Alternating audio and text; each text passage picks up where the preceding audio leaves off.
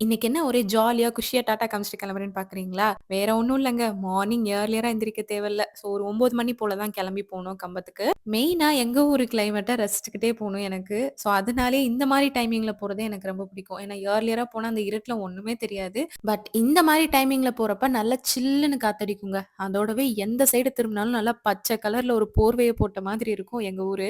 இது எல்லாத்தையும் ரசிச்சுக்கிட்டே அப்படியே கம்பமும் ரீச் ஆயாச்சு. பிரைடுக்கும் போய் நல்லபடியா மேக்கப்பையும் பண்ணி குடுத்தாச்சு.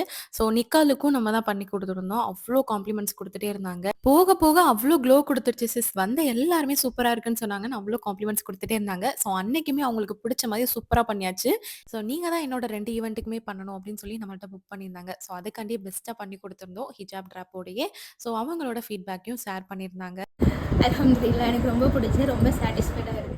ஸோ நானும் ஒர்க்க நல்லபடியா முடிச்சு குடுத்த சாட்டிஸ்ஃபேக்ஷனோடயே கிளம்பியாச்சு. ஸோ போற வழியில எங்க ஊர்ல இருக்கக்கூடிய ஒரு ஃபேமஸான ஆற தாங்க பார்த்துட்டு, அப்படியே அங்கேயே நின்னு கொஞ்ச நேரம் ஃபோட்டோஸ், வீடியோஸ்லாம் எடுத்துட்டு அப்படியே கிளம்பிட்டேன். ஸோ இந்த ஆறோட பேர் தெரிஞ்சா கண்டிப்பா கமெண்ட் பண்ணுங்க.